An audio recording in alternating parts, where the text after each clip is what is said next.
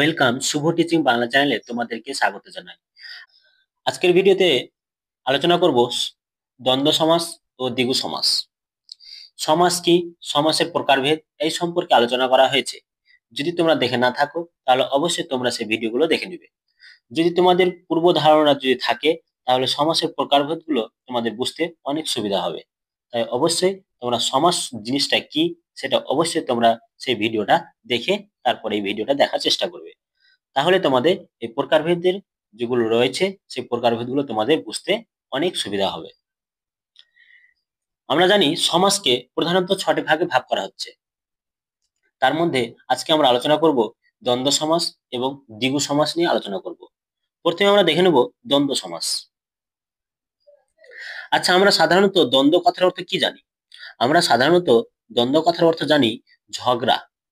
আমরা সাধারণত দ্বন্দ্ব কথার অর্থ কি জানি?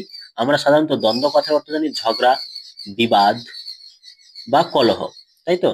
আমরা সাধারণত দ্বন্দ্ব কথার অর্থ জানি ঝগড়া, বিবাদ বা কলহ। মানে দুজনের মধ্যে দ্বন্দ্ব লাগলে, দুজনের মধ্যে ঝগড়া লাগলে, দুজনের মধ্যে বিবাদ লাগলে সেটাকে আমরা সাধারণত দ্বন্দ্ব বলে থাকি।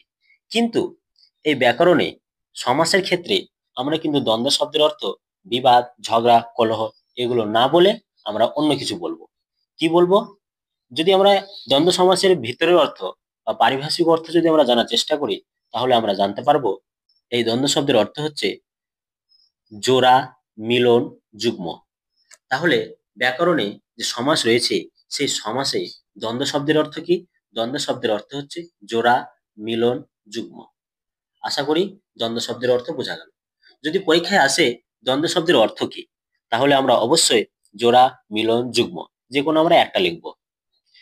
কেউ কিন্তু দ্বন্দ্ব শব্দের অর্থ ঝগড়া, বিবাদ, কলহ এগুলো কিন্তু লিখবে না। কারণ এগুলো কিন্তু দ্বন্দ্ব শব্দের আক্ষরিক অর্থ হচ্ছে বিবাদ বা ঝগড়া, কিন্তু সমাসের ক্ষেত্রে দ্বন্দ্ব শব্দের অর্থ হচ্ছে জোড়া, মিলন বা যুগ্ম। আশা করি বোঝা গেল। এবার প্রশ্ন হচ্ছে এই যে জোড়া, মিলন বা যুগ্ম কার সাথে কার জোড়া হবে, কার সাথে কার মিলন হবে, কার সাথে কার যুগ্ম হবে, এটা আমরা জিনিসটা বুঝে নিই। তাহলে আমরা জেনে নিই কিভাবে মিলন, কিভাবে জোড়া, কিভাবে যুগ্ম বোঝাচ্ছে সেটা আমরা উদাহরণের সাহায্যে বুঝে নিই। একটা আমি বাক্য লিখলাম, বাবা ও মা লিখলাম। আচ্ছা, বাবা ও মা এটা একটা বাক্য। এই বাক্যটাকে আমি যদি জোড়া করি বা মিলন করি তাহলে আমরা কি পাবো? বাবা মা পাবো, কি তাই তো? যদি আমরা মিলিত করি বাবা মাকে, বাবা ও মা এই দুটোকে যদি আমরা মিলাই তাহলে একটা একটা সমস্ত পদ পাচ্ছি আমরা, বাবা মা, কি তাই তো? আর একটা উদাহরণ দিচ্ছি তোমাদের, সাদা ও কালো। সাদা ও কালো, সাদা ও কালো কি হবে? এটা সাদা কালো। যদি সাদা কালো এই যে বাক্যটা রয়েছে এই বাক্যটাকে যদি আমরা মিলিত করি বা মিলন করি তাহলে কি পাবো? সাদা কালো পাবো তো। যে এই যে বাবা মা এই পদটা পেলাম, এই বাক্যটাকে মিলিত করে বা মিলন করে বাবা মা পেলাম। সাদা ও কালো এই বাক্যটাকে মিলন করে আমরা পেলাম সাদা কালো। এই সাদা কালো আর বাবা মা এটাই হচ্ছে এখানে দ্বন্দ্ব সমাস। আর এটাই হচ্ছে এখানে যুগ্ম, জোড়া মিলিত হলো, জোড়া হলো, বাবা মা জোড়া হলো, সাদা কালো জোড়া হলো। একটা বাক্য ছিল, বাক্যটা মিলিত হয়ে সাদা কালোতে আসলো। আশা করি বোঝা গেল দ্বন্দ্ব সমাসে কিভাবে মিলন, কিভাবে জোড়া, কিভাবে যুগ্ম বোঝাচ্ছে। এবার তোমাদের কাছে একটা প্রশ্ন, তোমাদের মনে একটা প্রশ্ন জাগতে পারে। কি প্রশ্ন জাগতে পারে?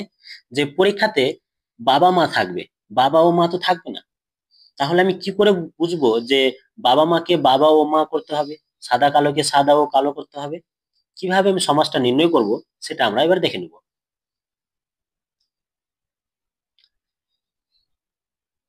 তার আগে আমি তোমাদের বলে রাখি যে এই যে দ্বন্দ্ব সমাস, দ্বন্দ্ব সমাস নির্ণয় করার সময় সবসময় মনে রাখবে যে সমস্ত পদটা থাকবে।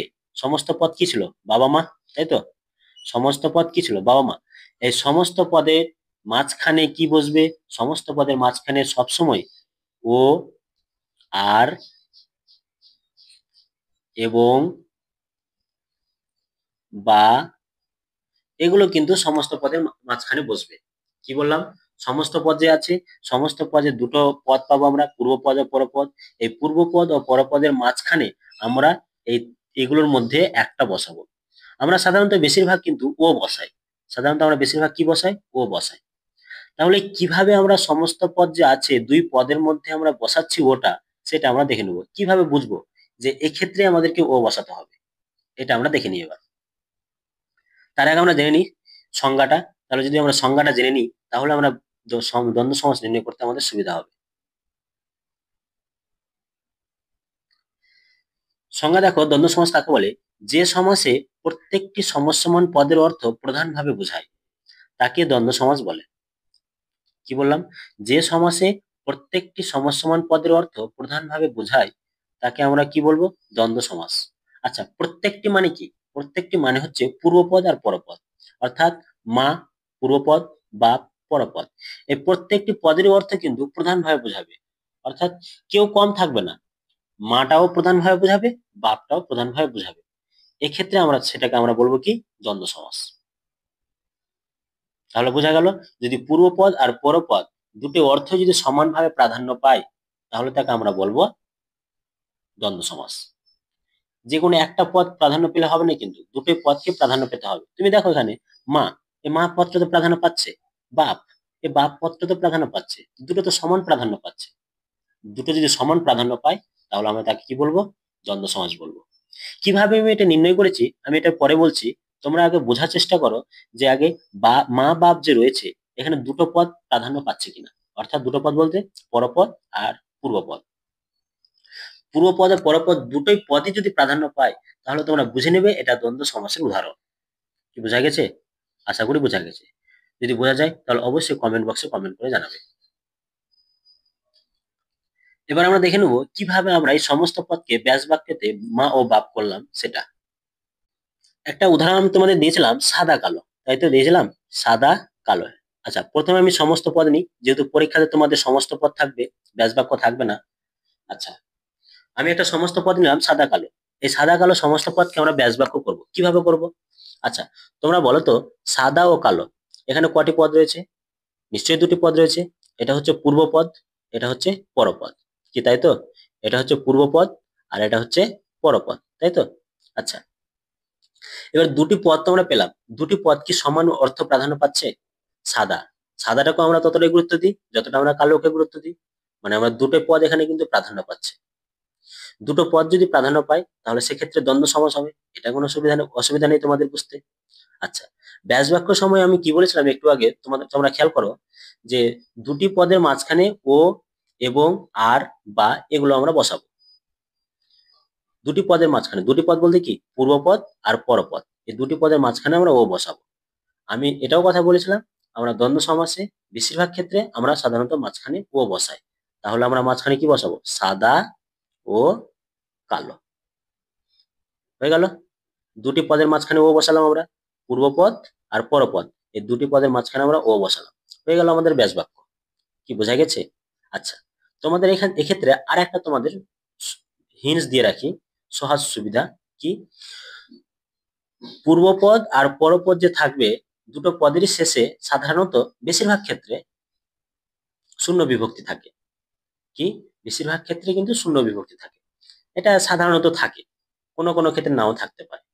যেরকম তোমার অলব দ্বন্দ্ব যদি থাকে সেখানে অলব দ্বন্দ্বে নাও থাকতে পারে, কিন্তু বেশিরভাগ ক্ষেত্রে কিন্তু শেষে কিন্তু দুটো পদেরই ক্ষেত্রে শূন্য বিভক্তি থাকে।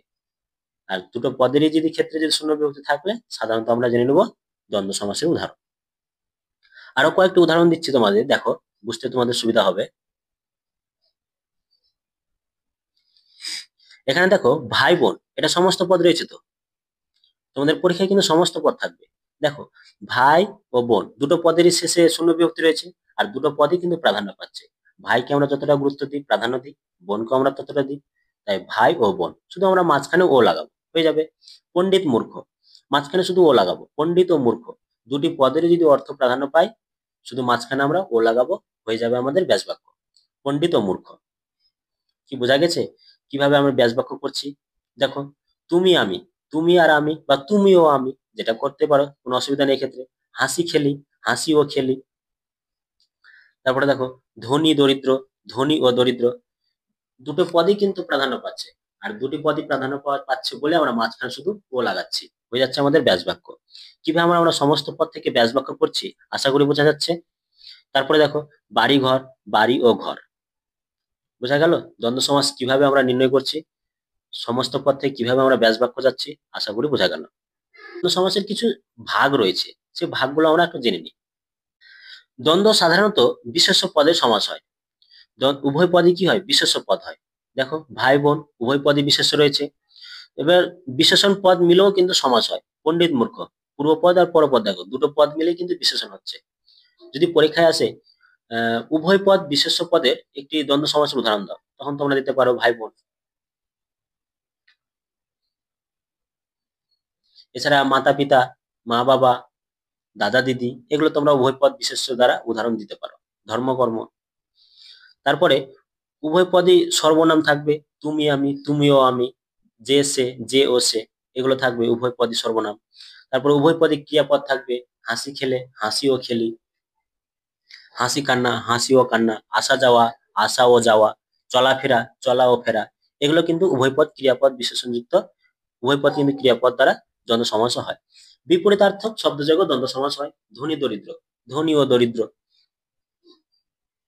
তারপরে সমর্থক দ্বন্দ্ব, বাড়ি ও ঘর, বাড়ি ঘর। তারপরে চালাক চতুর, চালাক ও চতুর। দিন দরিদ্র, দিন ও দরিদ্র, এগুলো কিন্তু সমর্থক দ্বন্দ্ব সমাসযুক্ত কিন্তু দ্বন্দ্ব সমাস হয়। শুধু তোমরা খেয়াল রাখবে, দ্বন্দ্ব সমাসে পূর্বপদ ও পরপদ দুটো পদই যেন অর্থ প্রাধান্য পায়। আর অর্থ প্রাধান্য পেলে মাঝখানে শুধু ও লাগাবে, তোমাদের দ্বন্দ্ব সমাস নির্ণয় করা হয়ে যাবে। আশা করি বোঝা গেছে। এই দ্বন্দ্ব সমাসের ভাগের মধ্যে আমরা দেখতে পাচ্ছি একটা হচ্ছে এক্সেস দ্বন্দ্ব সমাস। এটা কিন্তু খুবই ইম্পর্টেন্ট, পরীক্ষায় খুব আসে এই সংজ্ঞাটার উদাহরণটা। তোমরা অবশ্যই ভালো করে পয়েন্ট আকারে লিখে রাখবে। এক্সেস দ্বন্দ্ব কাকে বলে? যে দ্বন্দ্ব সমাসে সমসমান পদগুলির মধ্যে একটি মাত্র পদ অবশিষ্ট থাকে এবং তা বহুবচন হয়, তাকে এক্সেস দ্বন্দ্ব সমাস বলে। কি বললাম? যে দ্বন্দ্ব সমাসে সমসমান পদগুলির মধ্যে একটি মাত্র পদ অবশিষ্ট থাকে এবং তা বহুবচন হয়, তাকে এক্সেস দ্বন্দ্ব বলে। যেমন দেখো, তুমি, আমি ও সে মিলে কি হলো? আমরা। আচ্ছা, আমরা মানে আমরা কি জানি? আমরা মানে তুমি তোমাকে বোঝাবে, আমাকে বোঝাবে, আর অপর কেউ থাকবে, তৃতীয় ব্যক্তি, তাকে বোঝাবে। আমরা এই তিনজন মিল, আমরা এইগুলো মিলে তো আমরা আমরা হই কি, তাই তো? তো এটাই হচ্ছে কি এক্সেস দ্বন্দ্ব সমাসের উদাহরণ। দেখো, একটি মাত্র পদ অবশিষ্ট আছে আমরা, আর আমরাটা হচ্ছে একটা বহুবচন, বলে এটা হচ্ছে কি আমরাটা এক্সেস দ্বন্দ্ব সমাসের উদাহরণ। কি বোঝা গেছে? আর একটা তোমাদের উদাহরণ দিচ্ছি এক্সেস দ্বন্দ্ব সমাসে, সেটা বোঝার চেষ্টা করো। তোমরা, এটা তো একটা এক্সেস দ্বন্দ্ব সমাসের উদাহরণ, কারণ এই পদটি তো একটা বহুবচন। আশা করি বোঝা গেছে বহুবচন একটা পদ।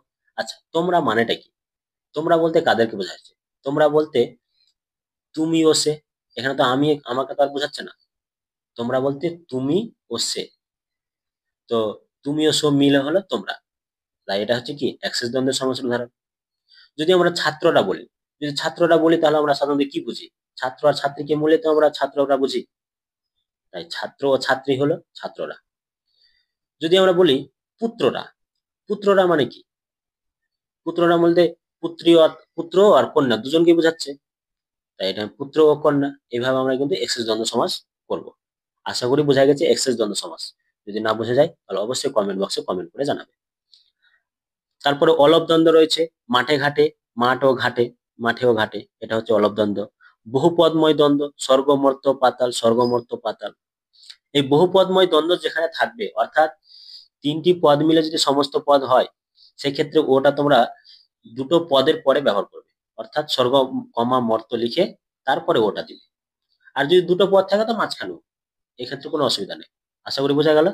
দুটো পদ লিখে স্বর্গ কমা মর্ত ও পাতা, দুটো পদের পরে ওটা দিবে। এই ছিল দ্বন্দ্ব সমাসের উদাহরণ। দ্বন্দ্ব সমাস যদি আলোচনা তোমাদের ভালো লাগা থাকে, অবশ্যই তোমরা কমেন্ট বক্সে কমেন্ট করে জানাবে। আর একটা লাইক করে দেবে আর শেয়ার করে দেবে বন্ধুদের সাথে।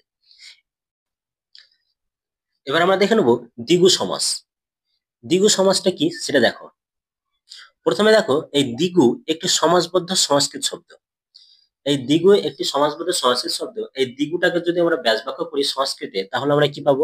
দাভ্যাং গভ্যাং, কি তাই তো? দাভ্যাং গাভ্যাং কৃতম, এটা হলো দ্বিগু সমাসের সংস্কৃতে ব্যাসবাক্য। যদি বাংলায় ব্যাসবাক্য বলি তাহলে কি হবে? বাংলায় ব্যাসবাক্য বলে দুইটি গরুর দ্বারা কৃত বা দুইটি গরুর বিনিময়ে কেনা। আচ্ছা দেখো কিভাবে দুইটি গরুর বিনিময়ে কেনা, দেখো এই যে দাভ্যাং গভ্যাং কৃতম যে রয়েছে, এর অর্থ হচ্ছে দুটি গরুর দ্বারা কৃত। আর বাংলায় ব্যাসবাক্য করলে দুইটি গরুর বিনিময়ে কেনা। এটা হচ্ছে বাংলায় ব্যাসবাক্য দ্বিগু সমাসে। আচ্ছা, এই যে দ্বিগু সমাসটা তো আমরা দেখলাম, এই দ্বিগু সমাসে সংজ্ঞাটা এবার আমরা দেখে নিই। দ্বিগু সমাস কাকে বলে? যে সমাসে পূর্বপদটি সংখ্যাবাচক বিশেষণ, পরপদটি বিশেষ্য এবং যার সমাসবদ্ধ বা সমস্ত পদ দ্বারা সমষ্টি বা সমাহার বোঝায়, পরপদের অর্থ প্রধান রূপে প্রতীয়মান হয়, তাকে দ্বিগু সমাস বলে। কি আমরা জানলাম সমাসের সংজ্ঞাতে? যে সমাসে পূর্বপদটা সংখ্যাবাচক বিশেষণ হবে।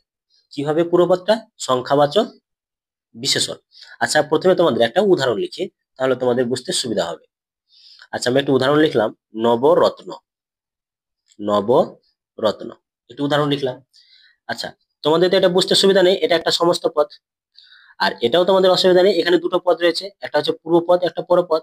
নব হচ্ছে পূর্বপদ আর রত্ন হচ্ছে পরপদ। এটাও তোমাদের বুঝতে অসুবিধা নেই। আচ্ছা, সংজ্ঞায় আমরা কি জেনেছিলাম? যে সমাসে পূর্বপদটি সংখ্যাবাচক বিশেষণ। দেখো, পূর্বপদটি কি রয়েছে? সংখ্যাবাচক একটা বিশেষণ রয়েছে, নব। নব মানে কি? নয় তো? কি বোঝা যাচ্ছে? নব মানে আমরা কি সাধারণত কি জানি? নয়। আচ্ছা, তারপরে দেখো, পরপদটি বিশেষ্য। রত্ন দেখো, এই রত্ন এটা পরপদ আর এটা হচ্ছে বিশেষ্য। কারণ রত্ন মানে আমরা কি জানি? রত্ন মানে হচ্ছে আকর বা সোনা খনি, সেটাই তো আমরা রত্ন মানে জানি। তাহলে রত্নটা এখানে কি? বিশেষ্য। আচ্ছা, যার সমাসবদ্ধ বা সমস্ত পদ দ্বারা, আচ্ছা সমস্ত পদটা কি? নবরত্ন। এই নবরত্ন দ্বারা একটা সমষ্টি বা সমাহার বোঝাচ্ছে।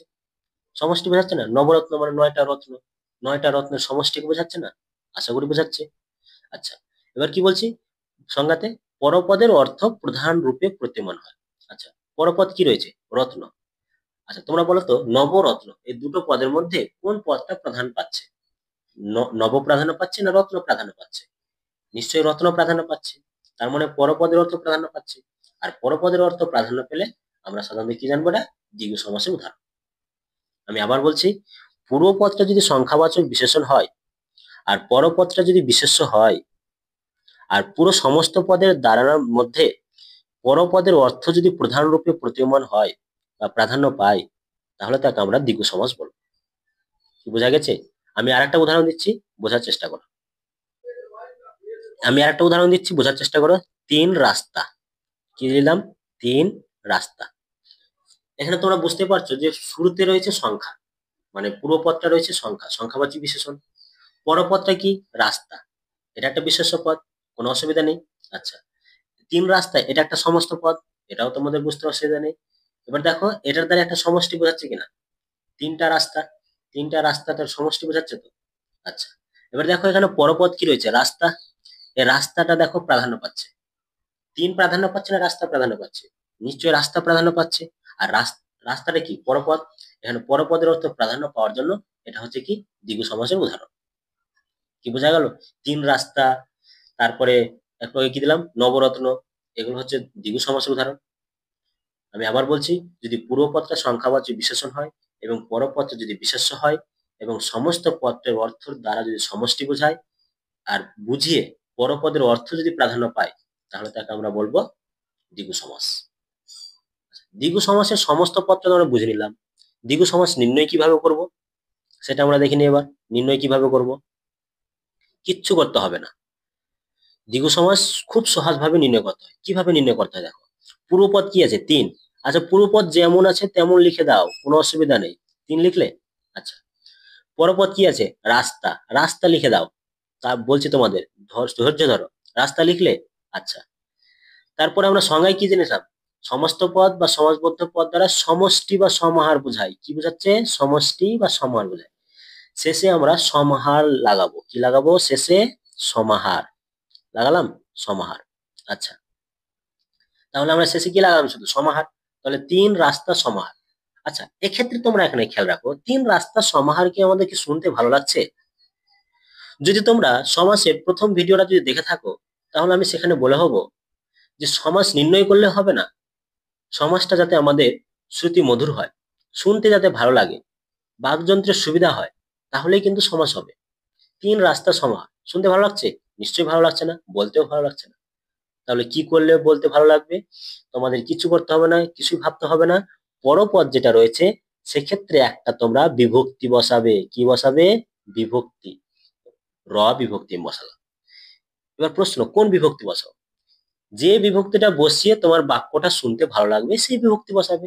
আর বেশিরভাগ সাধারণত দ্বিগু সমাসে র বিভক্তি বসে। কি বোঝা গেল? র বা এর, এই দুটো বিভক্তি ছাড়া কিছু বসে না।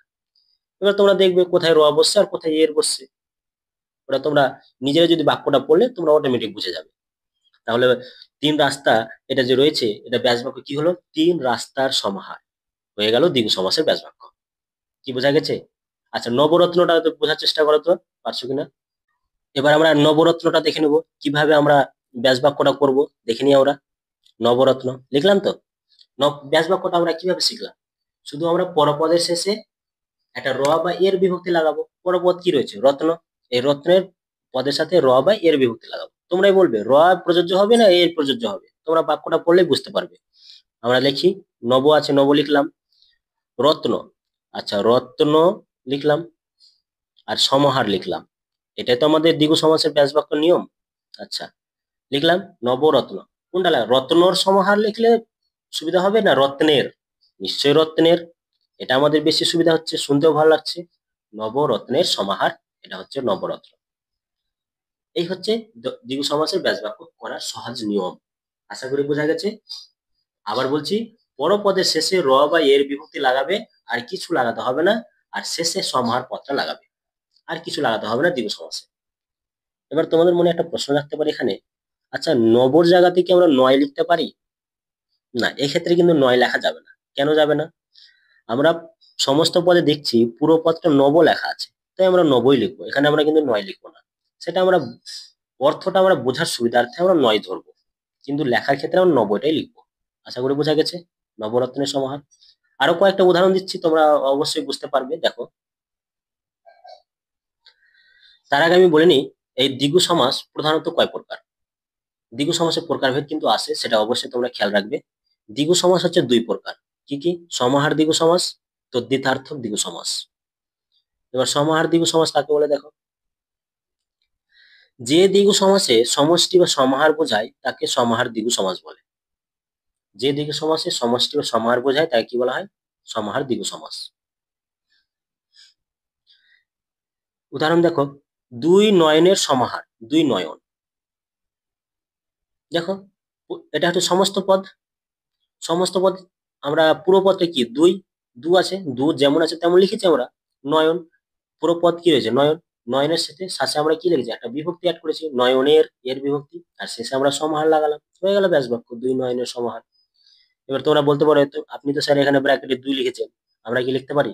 লিখতে পারো, কোনো অসুবিধা নেই। ত্রিরাত্র, ত্রিরাত্রির সমাহার। এখানে দেখো আমি কিন্তু ত্রি লিখেছি, তিন লিখিনি, কিন্তু তিনটা আমরা ব্র্যাকেটে লিখেছি। অবশ্যই তোমরা এটা খেয়াল রাখবে, পূর্ব পদ যেটা থাকবে সেটাই আমাদের কিন্তু লিখতে হবে, ওর মানে লিখলে হবে না কিন্তু, এটা কিন্তু খেয়াল রাখবে। এবার তোমরা বলো তো, এখানে রাত্র জায়গায় আমরা রাত্রি কেন লিখলাম? কারণ রাত্রর সমাহার তো হয় না সাধারণত, রাত্র মানে আমরা রাত্রি জানি, তাই এটা আমরা রাত্রি লিখেছি। চৌদিক, চৌদিকের সমাহার। আমি আবার বলছি, তোমাদের পরীক্ষায় কিন্তু এগুলো থাকবে, দুই নয়ন, ত্রিরাত্র, চৌদিক, পঞ্চভূত, ষড়রিপু, সপ্তাহ, এগুলো থাকবে না কিন্তু। তোমরা সবসময় চেষ্টা করবে কিভাবে আমি ব্যাস বাক্যটা করলাম সেটা খেয়াল করো। আমি আবার বলছি, পুরো পদ যেমন আছে তেমন রাখবে, বড় পদের সাথে র বা এর বিভক্তি বসাবে, আর শেষে সমাহার বসাবে, হয়ে গেল কিন্তু দ্বিগু সমাসের ব্যাস বাক্য। ওটাই আমি করে রেখেছি, দেখো ভালো করে দেখো। পঞ্চভূত, পঞ্চভূতের সমাহার। ষড়রিপু, ষড়রিপুর সমাহার। সপ্তাহ, সপ্তাহের সমাহার। অষ্টবসু, অষ্টবসুর সমাহার। কি বোঝা যাচ্ছে? নবগ্রহ, নবগ্রহের সমাহার। 10 চক্র, 10 চক্রের সমাহার। 13 নদ, 13 নদের সমাহার। চতুর্দশ ভুবন, চতুর্দশ ভুবনের সমাহার। 16 কলা, 16 কলার সমাহার। আশা করি নিশ্চয়ই বোঝা গেল কিভাবে আমি সমাহার দ্বিগু সমাসে ব্যাস বাক্য করলাম। এবার আমরা দেখে নেবো তদ্ধিতার্থক দ্বিগু সমাস। সংজ্ঞা কাকে বলছে দেখো, যে দ্বিগু সমাসে তদ্ধিত প্রত্যয়ের অর্থ প্রকাশ পায় তাকে তদ্ধিতার্থক দ্বিগু সমাস বলে। খুবই ইম্পর্টেন্ট, এটা মনে রাখবে সংজ্ঞাটা। যে দ্বিগু সমাসে তদ্ধিত প্রত্যয়ের অর্থ প্রকাশ পায় তাকে তদ্ধিতার্থক দ্বিগু সমাস বলে। যেমন দেখো, দ্বিগু, এটা হচ্ছে তদ্ধিতার্থক দ্বিগু সমাসের উদাহরণ। এর ব্যাস বাক্য করলে কি হচ্ছে? দুইটি গরুর দ্বারা কৃত। আচ্ছা, দি মানে আমরা কি জানলাম? দি মানে হচ্ছে দুই, গু মানে হচ্ছে গরু, গু মানে কি? গরু। তার মানে ব্যাস বাক্য করলে কি হবে? দুইটি গরুর দ্বারা কৃত, দ্বিগু। দই মাতুর, এর ব্যাস বাক্য করলে কি হবে? দই মাতার সন্তান। এক কড়ি, এক কড়ি, এটাকে ব্যাসবাক্য করলে কি হবে? এক কড়ির বিনিময়ে কৃত। এই যে তদ্ধিতার্থক দ্বিগুর যে উদাহরণগুলো যে রয়েছে, এই উদাহরণগুলো তোমরা একটু মনে রাখবে। মনে রাখলে তোমাদের বুঝতে সুবিধা হবে, এর বাইরে আসবে না। আমি বলছি তোমাদের তদ্ধিতার্থক দ্বিগু যে আমি কয়েকটা দিয়েছি, এর বাইরে একটাও আসবে না। তোমরা এই কয়েকটা উদাহরণ তোমরা ভালো করে মনে রাখবে। এবারে এক কোটিটা আমরা জানলাম কি? এক কোটির বিনিময়ে কৃত। আরো কয়েকটা উদাহরণ দিয়ে রেখেছি, তোমরা এই কয়েকটা উদাহরণ প্র্যাকটিস করলেই তোমাদের তদ্ধিতার্থক দ্বিগু সমাস নিয়ে এর বাইরে কোনো উদাহরণ আসবে না। পঞ্চগু, তাহলে কি করবো আমরা? পঞ্চ গরুর বিনিময়ে কৃত, বা 5টি গরুর বিনিময়ে কৃত, তাকে আমরা পঞ্চগু বলবো। সন্মাতুর, অর্থাৎ এটা মূর্ধন্য ষ হবে, হ্যাঁ। সন্মাতুর, 6 মাতার সন্তান। দু কড়ি, দু কড়িটা ব্যাসবাক্য করলে কি হবে? 2 কড়ির বিনিময়ে কৃত। 3 কড়ি, 3 কড়ির বিনিময়ে কৃত। 4 কড়ি, 4 কড়ির বিনিময়ে কৃত। এভাবে সবটা। আশা করি বোঝা গেল দ্বিগু সমাস আর দ্বন্দ্ব সমাস কি। দ্বিগু সমাস আর দ্বন্দ্ব সমাস নিয়ে যদি তোমাদের কোনো প্রশ্ন থাকে, তাহলে অবশ্যই কমেন্ট বক্সে কমেন্ট করে জানাবে। আর তোমরা কিরকম ধরনের আলোচনা চাইছো, সেটাও কিন্তু তোমরা কমেন্ট বক্সে কমেন্ট করে জানাতে পারো। আলোচনা ভালো লাগলে অবশ্যই চ্যানেলকে লাইক, কমেন্ট, শেয়ার এবং সাবস্ক্রাইব করে পাশে থাকবে এরকম আরো উন্নত ভিডিও পাওয়ার জন্য। ভালো থেকো, সুস্থ থেকো।